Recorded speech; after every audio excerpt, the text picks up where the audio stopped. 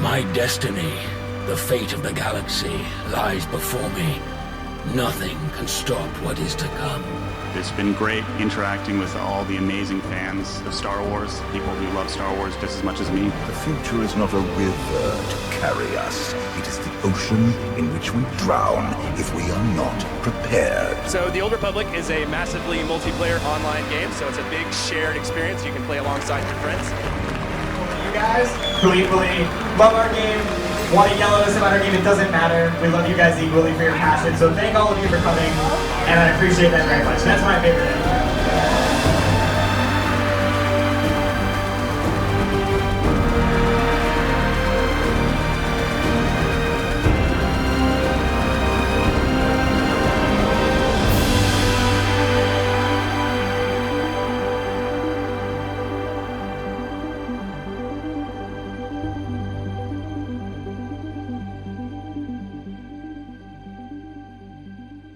Welcome, ladies and gentlemen, to the first installment in my Star Wars The Old Republic documentary series titled SWTOR Unmasked. Throughout this project, I aim to discuss SWTOR's decade-long history, focusing on each individual expansion, content patch, and community highlight, all in an effort to summarize Star Wars The Old Republic's lifespan thus far.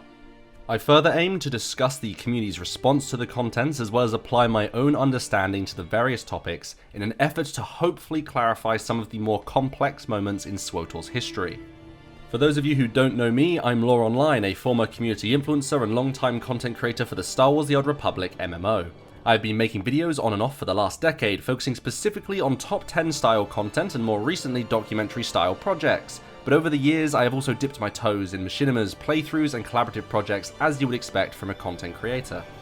The purpose of this video project is to celebrate SWTOR's history and longevity as a massively multiplayer online game that has managed to persevere and remain competitive despite relentless competition and controversy on all fronts. Running an MMORPG of this size and scale is an incredible feat, and requires collaboration and ingenuity on a level that most of us couldn't possibly comprehend. Star Wars The Old Republic is in itself an incredible accomplishment. Whether you love or hate the MMO, SWTOR has truly achieved so much in its relatively short lifetime. Going forward, I hope this video does the game the justice it deserves, and with that said, sit back, relax, and I hope you enjoy yet another Star Wars The Old Republic video.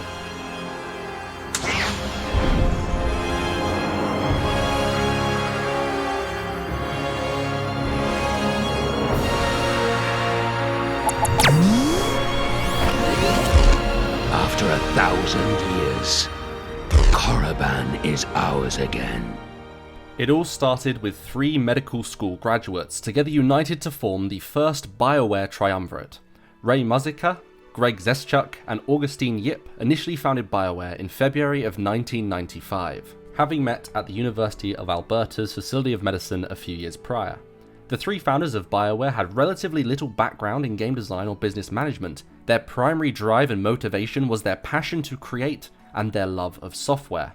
However, unlike their medical school colleagues, the triumvirate were also veteran gamers, with a game library spanning almost every commercially released computer game at the time, an incredible feat considering their medical school priorities. The trio went on to produce multiple medical programs and simulators, from Acid Simulator to the Gastroenterology Patient Simulator. And, as you can imagine, these softwares didn't quite fill the creative void for the trio. They wanted to express themselves and their values through a more creative outlet. Over time, Bioware began to hire various talented game designers and programmers, eventually leading to Bioware's first commercial video game release, Shattered Steel, a mech simulator with both a single-player campaign and a multiplayer mode, a sizable amount of content for a relatively new studio. The game's moderate success and initial growth enabled the company to produce a plethora of award-winning titles going forward, such as Baldur's Gate, MDK2, Neverwinter Nights, Jade Empire, Mass Effect, Dragon Age, and of course, Star Wars Knights of the Old Republic. This continued success and growth of Bioware would provide the company with the resources, connections, technology, and experience to produce their most ambitious project to date, another KOTOR franchised game, this time an MMORPG. It is theorized that Star Wars The Old Republic began its development as early as 2005, with multiple writers and designers already conceptualizing the universe they would soon create. Around this time, the MMO market was in an incredibly volatile state, with as many success stories as there were failures, From the rise of titles like World of Warcraft and Ultima Online, to the unexpected downfall of beloved MMOs like Warhammer Online and The Matrix Online, it was clear that making an MMORPG would be a gamble even at the best of times. Companies therefore had to take a careful and methodical approach to game design in order to assure their MMOs survived, let alone prospered. Competitors like World of Warcraft already dominated the MMO landscape, managing to hold a tight grip on its established player base. This was done through the use of addictive game practices like variable ratio scheduling and the promise of never-ending content. This in some ways is what made MMOs unique, as at this time most games had an expiration date, products had a life cycle.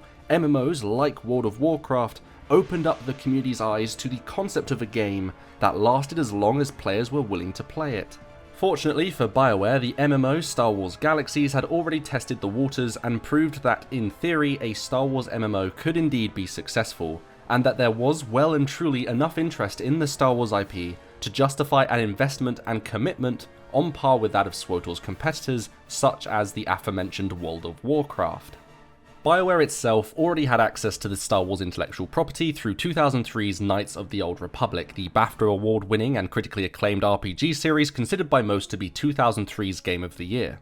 Unlike other games within the RPG genre, KOTOR uniquely granted players the ability to choose the outcome of their adventure, taking inspiration from game formulas like Dungeons & Dragons, where players could be morally good or morally bad, and use their own alignment to decide their own character's fate. This uniqueness revolutionized modern gaming and took an already exceptional game format to an entirely new level. This format and style would serve as SWTOR's foundations going forward.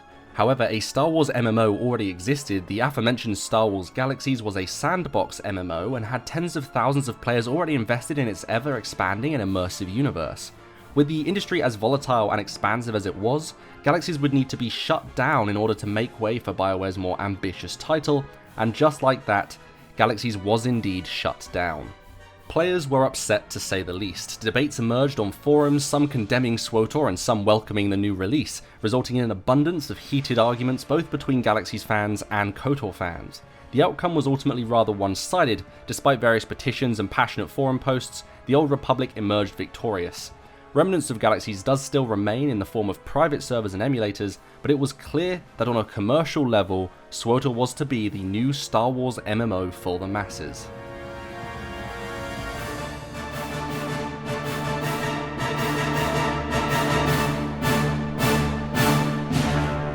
We will speak when the enemy strikes again. Together we will choose the destiny of the Empire and retake the galaxy.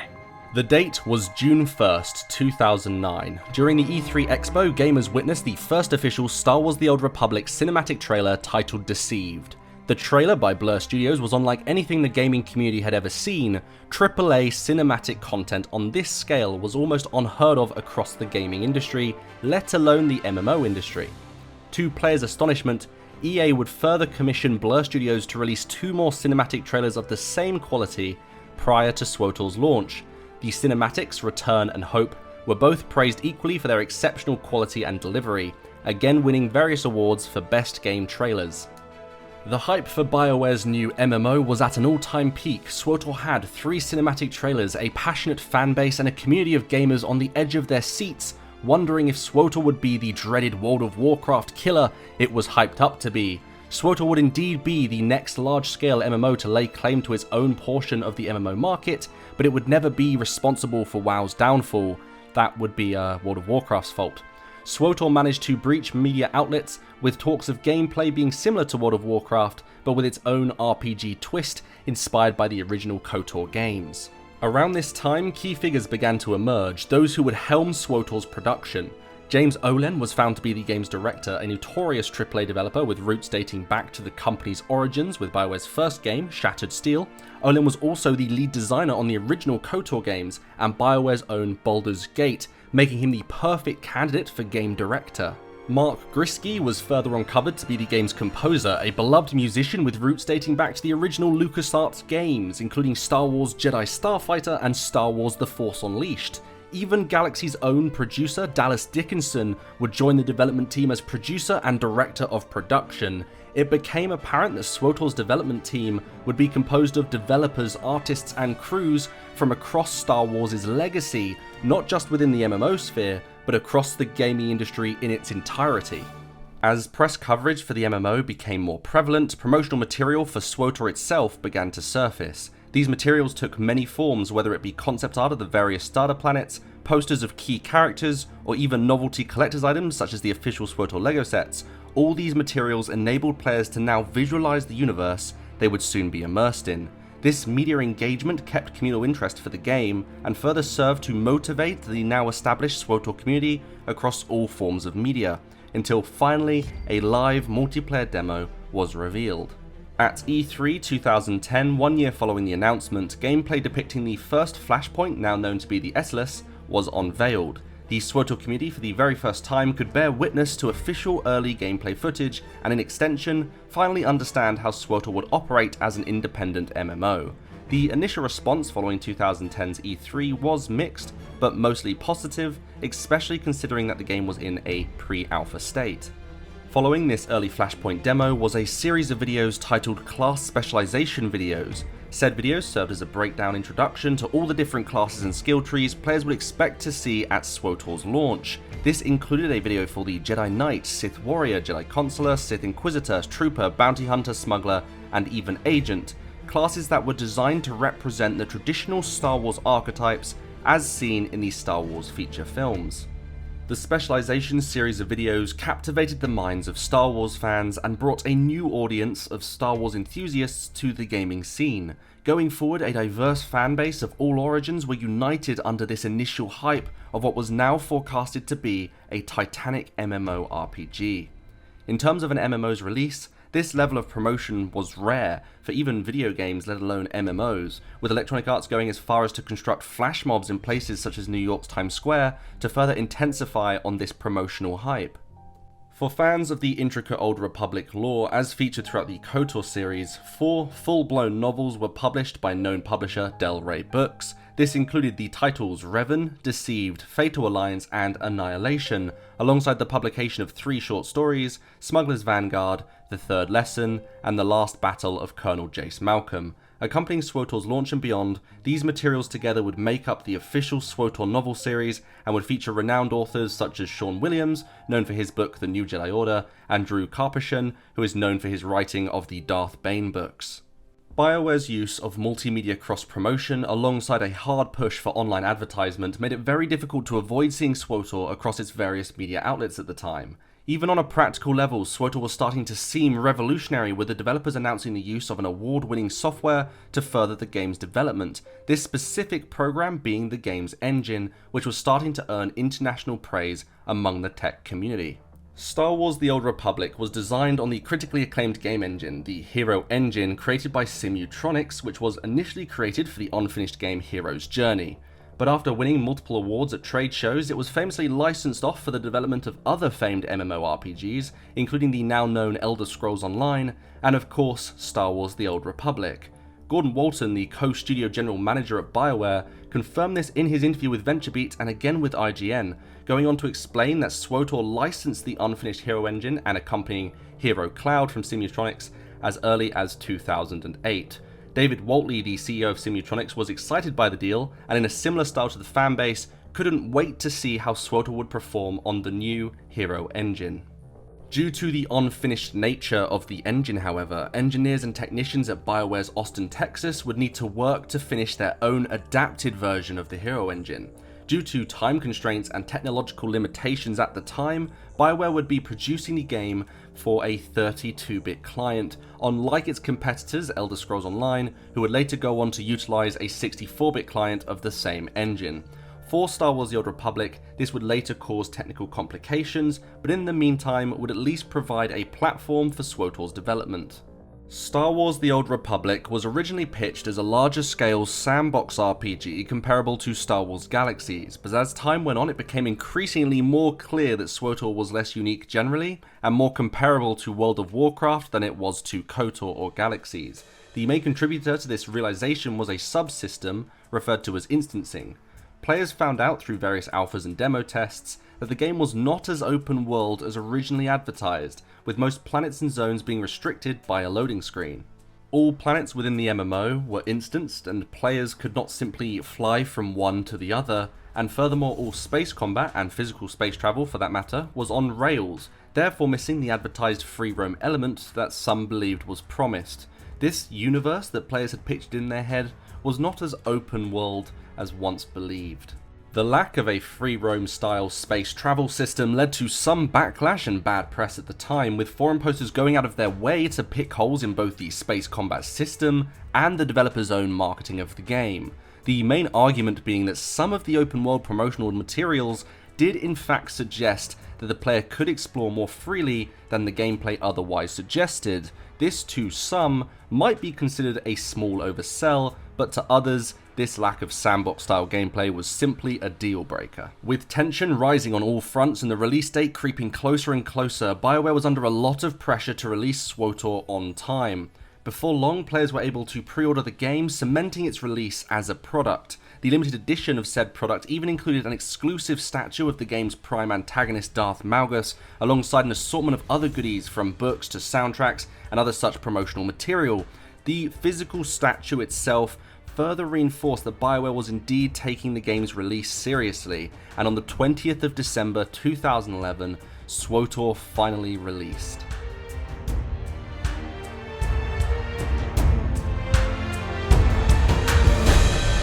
I've done something no other Sith could achieve. I've broken my chains. No one can stop me.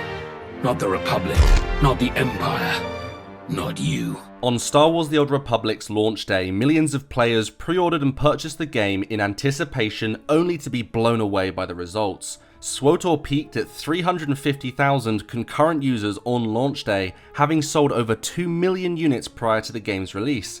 EA's shareholders were thrilled with the profits made that quarter, as SWTOR was now on track to make a return on its initial $200 million investment, which at the time set the record for the most expensive MMORPG to ever be developed, and it was also revealed that SWTOR was furthermore the largest entertainment voiceover project to ever exist. Players were simply blown away by the sheer amount of polished narrative content available to them on release, so as you can imagine, speculation began to emerge over whether or not SWTOR would indeed be the rumoured dethroner of World of Warcraft that other MMOs at the time had failed to be. SWTOR's release couldn't be better timed, as World of Warcraft, the game's aforementioned major competitor and current titan of the MMO industry, had its first ever cumulative subscriber drop in record history, with the MMO losing 5% of its subscriber base that quarter. This, accompanied by a plethora of other issues, would over the years lead to World of Warcraft losing 44% of its total sub count. In the meantime, SWTOR seemed to be on the rise, with positive reviews concerning physical gameplay and other critics congratulating the game on its momentous achievement, this being an MMO that is 1, fully voiced, and 2, extremely immersive compared to other games of its genre. However, with all good things, there were of course problems. The launch was slightly too successful in some ways and managed to overwhelm BioWare both on a server front and on a press front. Star Wars The Old Republic has always had issues on and off with its servers, but launch week was without a doubt the most troublesome for BioWare. As previously mentioned, the outstanding sale figures resulted in a somewhat unexpected wave of players attempting to play the game all at once. So many in fact that even with increased server capacities and supporting servers especially established to help handle the influx, BioWare's servers still failed to effectively moderate the player base. Players would often experience frequent server disconnects and patcher problems that prevented them from logging in, let alone playing the game. Some players received empty server listings, others experienced the dreaded Error 9000 or Error 1K2, both of which prevented players from queuing on the server and in some cases misled players to believe they were in fact queuing when in reality they were frozen in queue and unable to proceed until they either restarted the launcher or crashed the game. These issues, accompanied by very long wait times, created a rather troublesome launch day experience for the end user. In response, players took to the forums to angrily vent their frustrations when they were forcibly disconnected, or made to wait in a queue alongside thousands of other players. Even those who managed to stay connected to the game would need to combat an abundance of various lag and desync issues generated by the servers operating at such high capacity. This unfortunate battle with SWTOR's servers would be, without a doubt, one of the largest issues SWTOR would ever experience. Over the weeks following launch, the initial surge from early access and the game's December release would begin to settle down, and players could finally play the game as intended with a somewhat more reliable connection. The feedback to the available content was mostly positive, with critics praising the game for its story content, and casual players enjoying the leveling process as expected from most AAA MMORPGs. Star Wars: The Old Republic managed to seize the true essence of the original trilogy in a unique and captivating manner. Each and every class story in SWTOR feels and plays differently, with those who progress through a sizable portion of the game now beginning to debate over which class story was their favourite, resulting in a passionate discussion over the game's storylines and which story was indeed the best from the perspective of a mass audience. The Jedi Knight storyline, for example, follows the story of a young Padawan who over time rises through the ranks of the Jedi Order. As a knight, the player faces various enemies hell-bent on overthrowing the Jedi Council. Some of these enemies lurk from within, like the former Padawan Bengal Maw, whilst others fight the player head-on, like the Sith Lord Tarnis. Players are further tasked with hunting down diabolical devices from across the galaxy, as orchestrated by the dreaded Darth Angral. Eventually, the player would face down Darth Angral's penultimate weapon, the Desolator, a planet-destroying device similar to that of the Death Star. The Jedi Knight, despite these obstacles, manages to dismantle the weapon and bring Angral to a swift end. But before the player has a chance to celebrate, they are thrown into a devious deathmatch with the Eternal Emperor himself. But with help from his colleagues and the Jedi Council, the Knight would eventually manage to put an end to the Eternal Emperor. Or so he thought. Similarly in style, the Jedi Consular storyline tells the tale of a wise Padawan who is sent to uncover the mysteries of an old Jedi holocron. This holocron holds within it dark secrets meant to be left untouched and buried. Unfortunately, the secrets beheld in this holocron were unleashed, and the player is tasked with travelling across the galaxy to stop the dark forces from within from doing any damage. The Consular would soon realise that these dark forces have sent forth a dark plague that could potentially consume the Jedi Order. This plague would control the bodies it possessed and turn them into puppets for Terak Morridge, an ancient Sith Plague Master who originally created the Dark Plague centuries before. Over time, many Masters of the Jedi Order would fall to Morhage's plague, including Master Yuon Pa, who was the Consular's Master, and Master Sidoni Garen. Fortunately, however, the Jedi Consular would manage to overcome the plague and put a stop to its enthralling capabilities. Players alongside this main arc would negotiate and barter with various factions to help restore the galaxy's faith in the Jedi Order, ultimately earning the Consular the title of Bar Sen Thor, this being a ceremonial rank meaning Warden of the Order. Adversely, there's the Sith Warrior storyline, where players would face various competing Force users to prove oneself to the Sith Academy. After sparring and slaying numerous Sith acolytes, the player would eventually gain the attention of Darth Barris, a renowned and highly respected Darth to the Sith Order. The Sith Warrior is tasked with carrying out his master's will and is finally unleashed onto the galaxy. The player spends his days hunting down Darth Barris' enemies, from compromised Imperial spies to Jedi Masters and even fellow Sith. Eventually, Darth Barris betrays the Sith Warrior through the support of Malavai Quinn, one of the warrior's many companions. The player's objective hereafter is to hunt down and slay his treacherous former master, and with the Dark Council as audience, the player rightfully and justly slays Darth Barris. Upon his slaying, the player is rewarded and granted the title of Emperor's Wrath, forever cementing the player within the ranks of the Sith Order. Alternatively, players could play through the Sith Inquisitor storyline, which follows a former slave who has been given the opportunity to prove themselves under the guidance of Lord Zash. Similarly to the immortal Emperor, Lord Zash craved infinite power and eternal life. The player is tasked with following Zash on her great journey to everlasting power. Lord Zash, to some surprise, was partially successful in her attempts, as she managed to semi-possess the body of a Deshade, an ancient species considered by the Sith to be immensely powerful in the dark side of the Force. Kem Val, the Deshade in question, and also companion to the Inquisitor, was however resilient to her attempts and manages to, for the most part, keep control of his own consciousness. Upon semi-concluding Zash's goals, the player focuses his efforts on a rogue Darth by the name of Darth Thanaton, who wishes to remove all non-traditional elements from the Sith Order, an ideology that starts a civil war across the Empire, the old ways versus the new. As a result, the player slays Thanaton and puts an end to his rampage across the Sith Order. Once finished, the Dark Council wars the Inquisitor with the title and name of Darth Nox, thereby concluding the Inquisitor's base story. SWTOR players can further go on to play non-force sensitive roles, the first of which being the smuggler.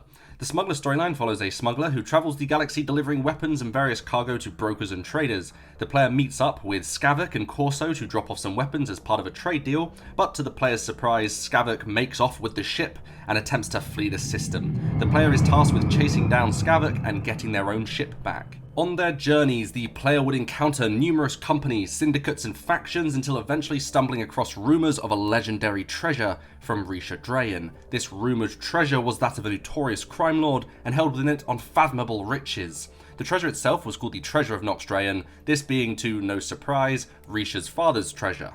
The player would spar with numerous pirates and smugglers across the galaxy in an effort to obtain the treasure. This would include fighting Beryl Thorn and Baudoir, both of whom would later ally with the smuggler. The smuggler would eventually obtain Nox Drayan's treasure from a vessel called the Long Shadow, and would then, with Risha by side, plan their next move. After some time, the smuggler would eventually take on a job for the Republic, becoming a Republic privateer. The pay was good, but unfortunately this attracted the wrong kind of attention, and the smuggler would be, from here onwards, hunted by the Void Wolf, an Imperial Grand Admiral. The fight was rough, but after defeating the Admiral and his daughter, the smuggler was finally able to focus again on what they do best, and that is, of course, smuggling. If smuggling wasn't for you, then there's the Trooper storyline. The Trooper story follows a new recruit of the Republic military who was dispatched to join the original Havoc Squad, this being an elite group of specialists who unfortunately went AWOL and betrayed the Republic upon the recruit's arrival. The player is then tasked with rebuilding Havoc Squad themselves, and then, with the aid of their squad, hunting down the former members. The player must capture or silence the defectors one by one before they can do any further damage to the Republic. Once the player succeeds in defeating the former members of Havoc Squad, the Trooper is reassigned on an emergency operation to destroy the Gauntlet, another Imperial superweapon capable of destroying ships before they appear from hyperspace. The player must assemble a squad capable of dismantling the weapon before engaging in one last-ditch effort to destroy the Gauntlet once and for all. The Trooper manages to destroy the Gauntlet and is called to the front lines to help General Garza in the war effort. The player will have to destroy enemy bases, free fellow Republic troops, and engage in full-out warfare against the Imperial military general Arcos Racton. The Trooper manages to defeat Racton and his forces during a grand assault on the General's bastion. The Trooper is then heavily commended and congratulated for his valiant war efforts in the war against the Empire. For Imperial players, you can also play through the Bounty Hunter storyline. This story features an up-and-coming bounty hunter who's looking to prove themselves. They do this by entering the Great Hunt, a frivolous competition for glory that was founded by the original Mandalorians. The hunt begins and the player joins up with a team of bounty hunters to collect fame and riches from the competition. After taking on a selection of bounty contracts, the player eventually proves their strength and is paired up against Taro Blood. Their assignment is to take down a Jedi Master. The bounty hunter defeats Blood and manages to kill Jedi Master Keelan Jarro, and upon victory, the bounty hunter is declared champion of the Great Hunt. With the bounty hunter's newfound fame, they are summoned by the notorious Mandalore the Vindicated, leader of the Mandalorians, to take on one of the deadliest targets on the bounty hunter blacklist, Jikol Kadera, Father Tutorian Kadera, one of the bounty hunter's companions. Kadera is finished off and the bounty hunter is sent on another contract before finally Darth Tormund, a Sith commander, requests that the bounty hunter kill Supreme Chancellor Janarus of the Grand Republic, this being of course no easy feat, but the bounty hunter accepts the contract regardless, and after a long operation, they manage to silence the Chancellor for good. Finally, the player can choose to play as an Imperial agent, a storyline that follows a secret operative by the name of Cypher 9 as they attempt to manipulate and infiltrate Nemro the Hutt Syndicate and force the faction into joining the Empire. Alongside other forms of espionage, the agent travels the galaxy under the command of Imperial intelligence to assure the preservation of the Empire. On their travels, the player will fight traitorous Sith and Republic sympathizers, going as far as to intercept a Sith Council conspiracy conducted by Darth Jadis. Eventually, Cypher 9 discovers a secret organization named the Star Cabal, a group of highly trained operatives that have manipulated wars across the galaxy for thousands of years, often for personal gain. The Cabal operates through the Black Codex, a device that contains centuries of conspiracies and secrets that ultimately show to the agent how corrupt the galaxy was. The agent concludes their story by having their identity removed from all known databases across the galaxy, allowing them to finally go into hiding as a silent watcher. Alongside these exceptional storylines, players were also treated with unique planetary questlines and side stories on each and every planet they visited, including Manaan with the new 7.0 expansion. These quests enabled players to explore the narrative outside of their own class stories and made the universe feel even more real and immersive than most other MMOs on the market. The first Planetary storyline was on Droman Kars and was available to exclusively Imperial players. This storyline would have players infiltrate the Order of Revan, a group of Revanite cultists who entrusted their very being into the former KOTOR protagonist Revan and his ideology, to the point of devoting their entire lives to his legacy. The player would join the ranks of the Order and attempt to uncover the Revanites' ultimate goal from within, and if said goal would conflict with the Sith Empires, which is up to the player to decide. The mirror to Droman Kars' storyline was the Republic exclusive story on Coruscant, whereas Republic players would engage with the Gree droids, who were an alien faction known to be the original designers of the Coruscant infrastructure. The player would communicate with the Gree to help repair the damage done during the sacking of Coruscant, as shown during the cinematic trailer Deceived. The player would work alongside the Gree ambassador, Pat Ack, to help with the repair effort. On Balmorra, Imperial players would fight alongside Darth Latris in an attempt to crush terrorist cells and solidify Imperial control of the planet, all whilst proving to the Balmorran governance that the Republic were funding and supporting these terrorist cells. The Republic player meanwhile would work to liberate Balmorra from Imperial control, even going as far as to assault the Imperial stronghold in an effort to take out Darth Minax and her allied military. On Turris, Republic players would combat an endless horde of plague victims infected by the Rat-Ghoul Plague, as featured in the KOTOR titles. Amidst the chaos, the Republic player would be tasked with helping the Republic regroup and resettle planetside, whilst also uncovering lost secrets in the wreckage of the once vibrant planet. The Empire would arrive shortly after and invade the planet in full force, only to face off against the remnants of weakened Republic forces, alongside yet another unending horde of Rat-Ghouls. The Imperial player would spend his time handling the reckless actions of Thana Sesh as the Greater Empire attempts to take control of the planet. On Nar Shaddaa, Republic players would be dispatched across the Hutt-ruled planet in hopes of aiding Republic military groups. Players would further halt an Imperial operation involving a Dr. Char Nagus, who was using medical science to replace Republic fleet officers with Imperial agents. The player would also help a primitive species called the Evokai. These Evokai were attempting to resist enslavement from the Hutts. Republic players therefore would fight the Hutt forces alongside the Hutt's various Imperial allies. Imperial players meanwhile would work with Major Damarus to set up surveillance on the planet. This would be in an attempt to hunt down and track Republic senators. Players would fight terrorist groups, Revanite cultists, and a new superpower called the Axis. This was an individual knowledge seeker who had managed to infiltrate the Hutt's base of operations. Imperial players would work to put an end to the Axis and solidify Hutt control on Nar Shaddaa. On Tatooine, Republic players spent their time aiding the Republic Strategic Information Service in uncovering technologies from a Circa dig site. The player would fight the Circa Corporation in direct combat and discover what Circa was truly digging for. It turned out that Circa was digging for a device of ancient origins containing a mysterious figure named the Imprisoned One, who aimed to bring back an infinite empire and take over the galaxy. The player was luckily able to destroy the device once and for all. Imperial players, in a mirror-like fashion, would work with the Empire, who would similarly uncover this Imprisoned One whilst also dealing with their own variant of the Circa threat. On Alderaan, players of both factions play a political game between the various houses of Alderaan. Republic players sided with House Organa to defeat House Thol. House Thol was one of the rogue houses of Alderaan who had been taking civilians prisoner to be used as bargaining pieces. Afterwards, Republic players would further work to stop yet another rogue house, House Orgo, from taking the crown of Alderaan from House Pantyr. Imperial players meanwhile would support Darth Victus as he, with help from House Pantyr, attempts to dethrone House Orgo in a similar fashion to the Republic storyline. On Quesh, Republic players would work to stop Moff Draken, an Imperial officer who led the Hutt cartel to an invasion of Broga's palace on Quesh. Eventually, the player would side with General Corvin of the Galactic Republic to eliminate Moff Draken once and for all. Imperial players would adversely work with Moff Draken to stop Broga the Hutt who led the Republic-aligned 3 families on Quesh. The Imperial player needed to annihilate the Hutts in order for the Imperials to enforce their own rule on the planet. On Hoth, Republic players work with Admiral Revels to obtain the Null Cannon from a group of white pirates led by Captain Ciro. The Null Cannon was a Republic superweapon used for fleet combat. It had the ability to destroy starships. The Republic player was successful in defeating Ciro and his pirate crew. Meanwhile, Imperial players attempt to track down chipsets designed by a notorious droid inventor named Lorimar. These chipsets were used to improve droid functionality, making droids more responsive than people, and thereby changing the direction of future warfare for the Imperials. On Belsavis, Republic players explored the deep depths of the prison world. The whole planet in itself was in fact a Republic prison. The player would uncover ancient secrets within its vaults, some belonging to an ancient long-forgotten faction, the Rakata.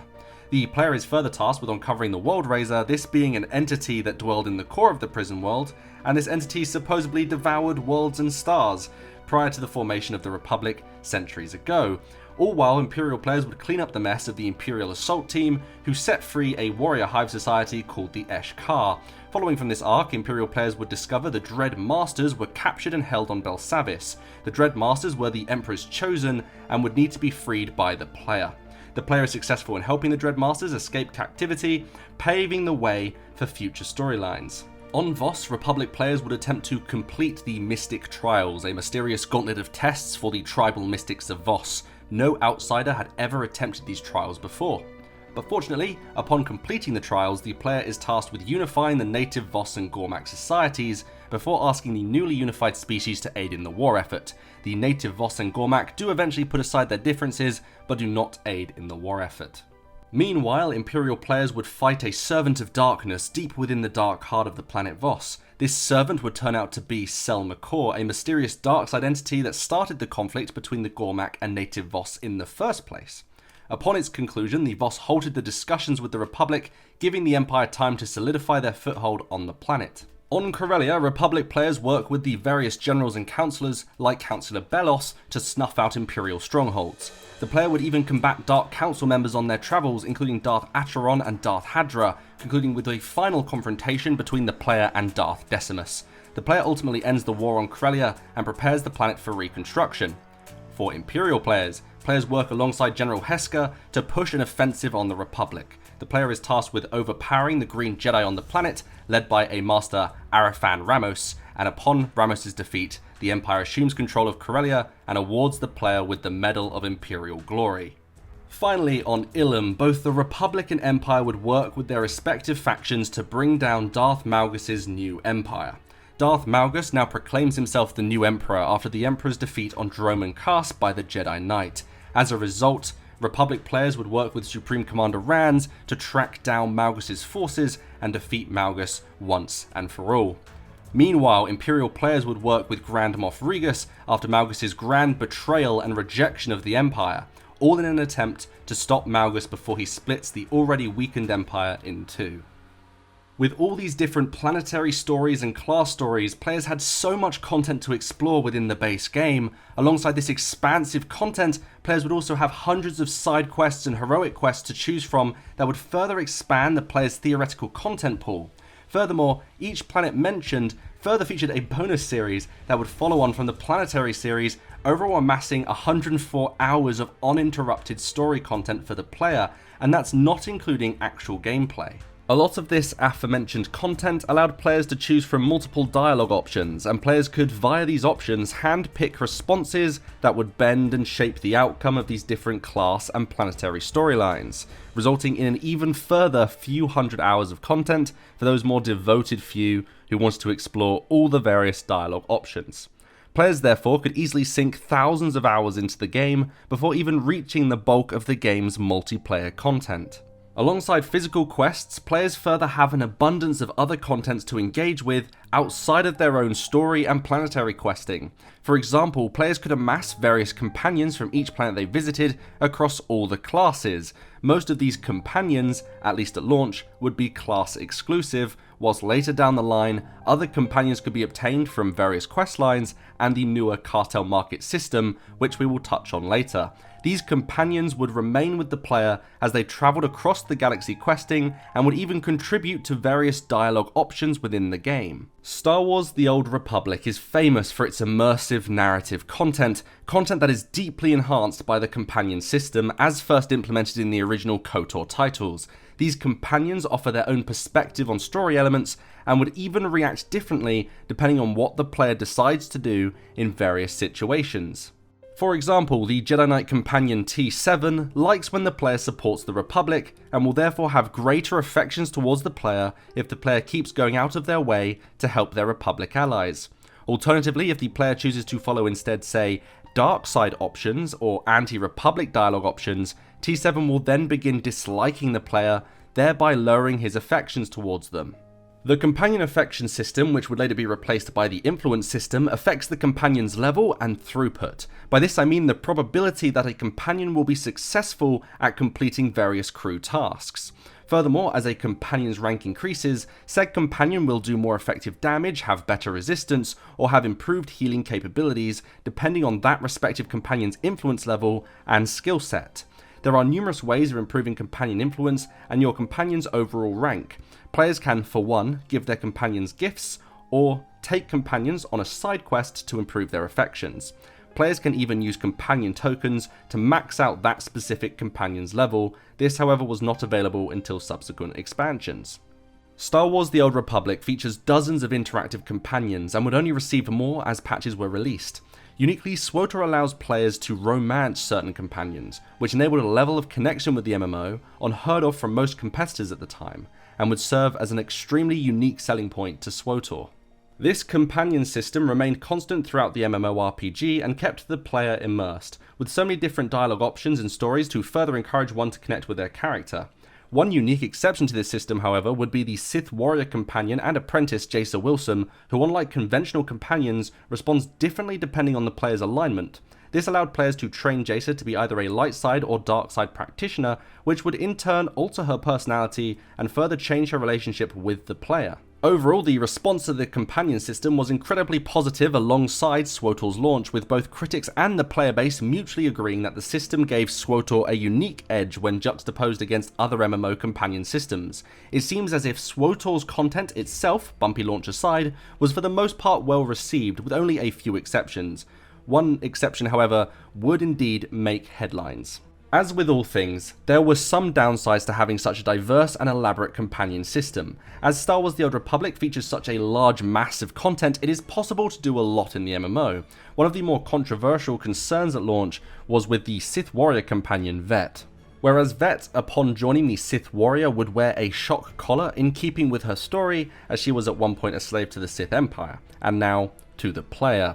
This option to shock and control a slave female was, as you can imagine, rather frowned upon at launch, being one of the more controversial elements of the game, with some newspaper articles going on to discuss the issue in some depth. As Rob Wag would actually argue, players have the option to be pleasant and have Vette follow out of loyalty, or to torture and coerce her into submission.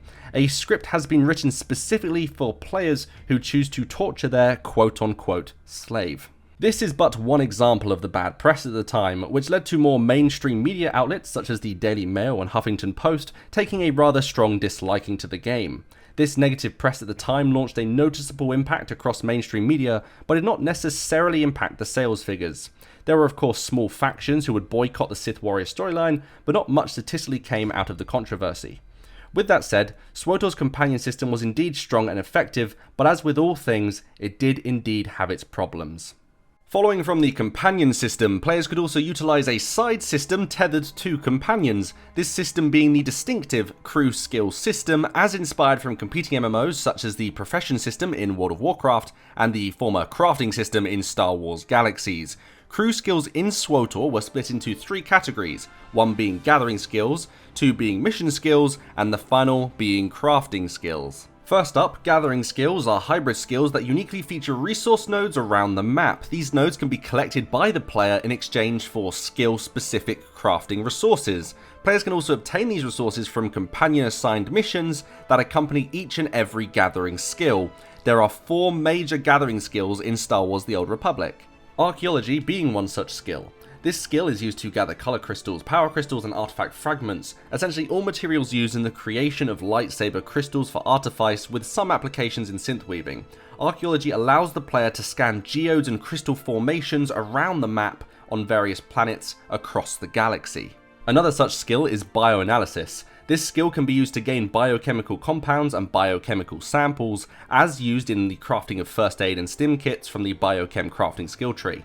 Bioanalysis resource nodes take the form of creatures and plants. Uniquely, this skill allows you to gather materials by scanning the corpses of defeated enemies.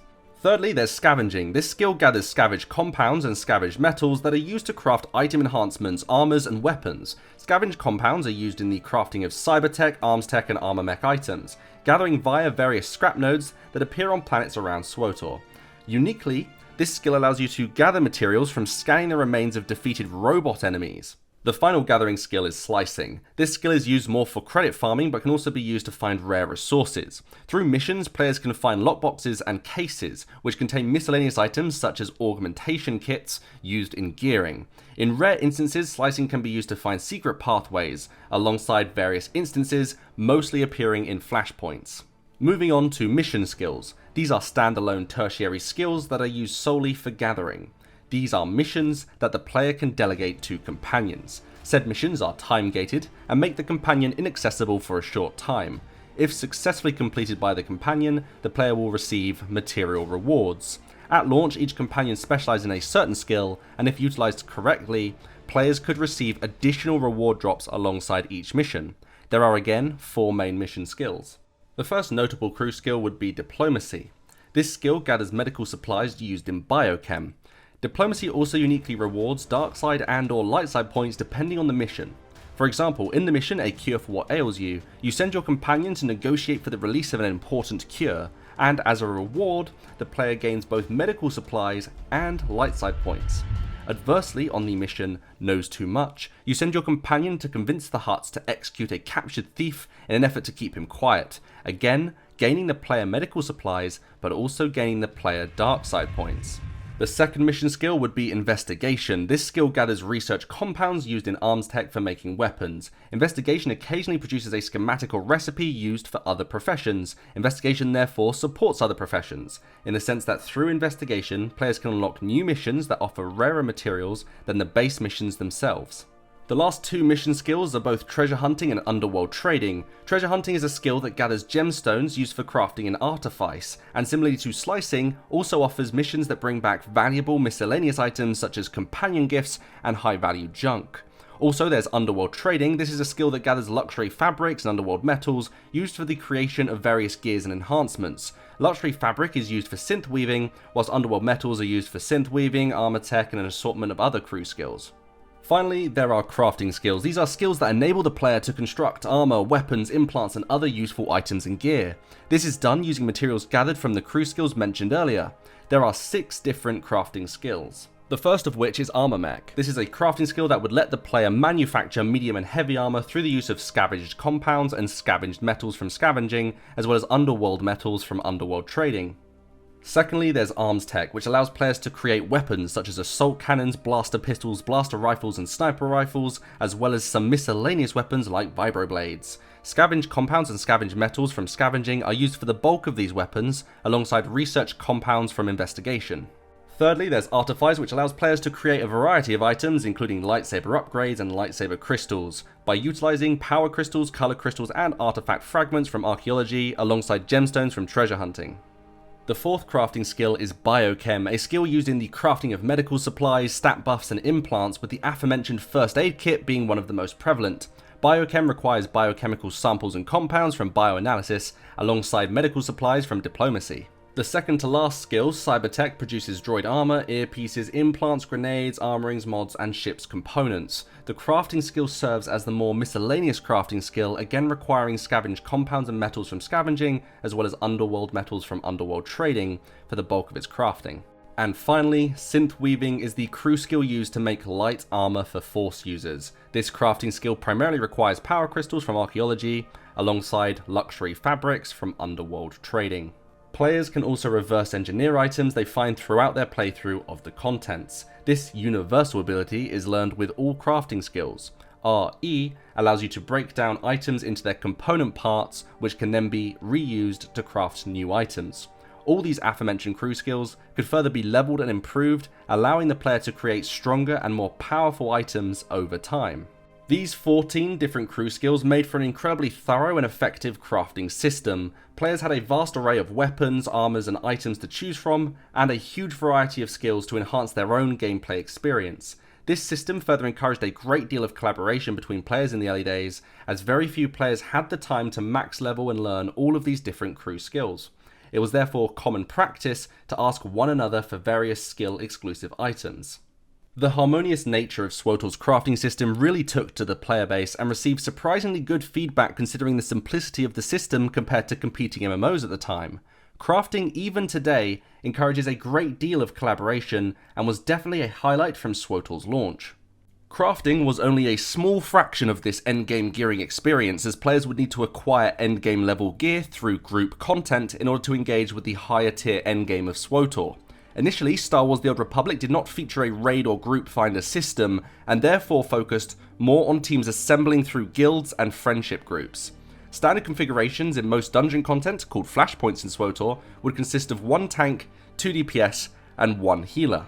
Tanks would serve as the shield of the group. Tanks typically decide the positioning and the direction of the boss's various attacks, whilst also coordinating the group and preparing members for specific abilities and attacks that the boss would use. Meanwhile, DPS, or damage per second, would spend their time dealing the majority of the group's damage towards the boss. These are players who prioritize taking down the boss's health bar and ultimately assuring the boss's death before the boss goes into an enrage.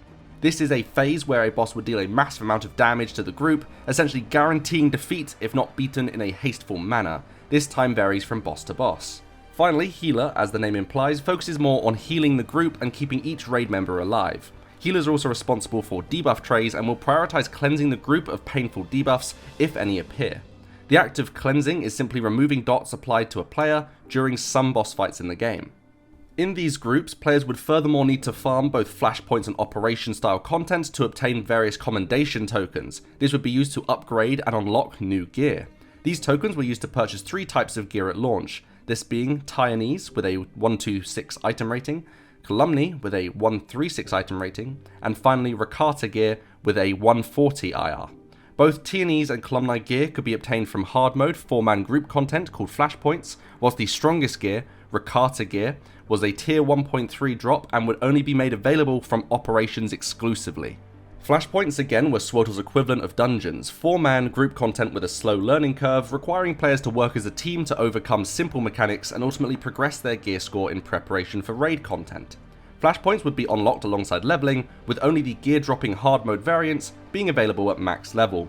At SWTOR's launch, this max level was 50, with 5 levels being added with each expansion going forward. Operations, however, were SWTOR's answer to raids. These were 8 to 16-man group contents that required strict collaboration between team members.